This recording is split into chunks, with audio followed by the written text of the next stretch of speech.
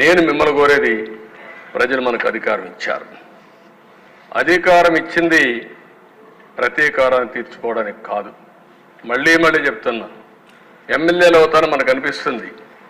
ఇన్ని రోజులు వాడు వేధించాడు, నా కార్యకర్తలు ఆనందంగా ఉంటారు, నేను కూడా వేధిస్తే నా కార్యకర్తలు తృప్తి పడతారనుకుంటారు. కానీ అది మాత్రం చేయొద్దండి. మనకు అధికారం ఇచ్చింది ప్రజలకు సేవ చేయడానికి, తప్పులు చేసిన వాడిని శిక్షించడానికి.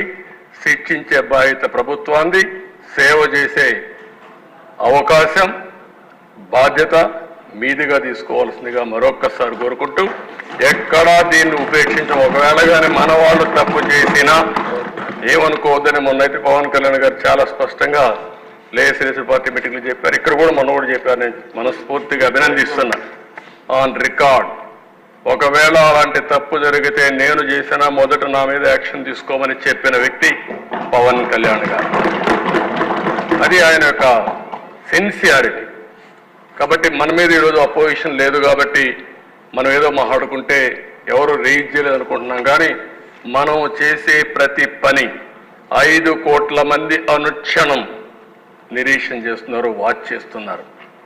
నేనేం మాట్లాడుతున్నాను, మీరేం మాట్లాడుతున్నారు, నా బాడీ లాంగ్వేజ్ ఎట్టుంది, అన్నీ కూడా ప్రజలు వాచ్ చేస్తారు, వాళ్ళే నిర్ణయిస్తారు.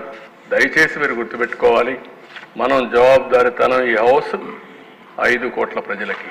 అది గుర్తుపెట్టుకోవాలి. అందరం కూడా ఆ బాధ్యత ప్రవర్తించమని మరొకసారి కోరుకుంటూ మరీ కోరుతున్నా, రేపటి నుంచి 0 incidents in Andhra Pradesh from our side. Me side నుంచి ఒక్క ఇష్యూ కూడా జరగకుండా చూసుకునే బాధ్యత మీది. ఎవరైనా కావాలని చేస్తే మాత్రం నిర్మోహమాటంగా ఏం చేయాలో చేసి చూపించే బాధ్యత ప్రభుత్వానికి. అంత ఫర్మ్గా ఉంటామని చెప్పి మరొకసారి తెలియజేసుకుంటూ, అందరూ కూడా సహకరించమని మరొకసారి అందరినీ ప్రార్థిస్తూ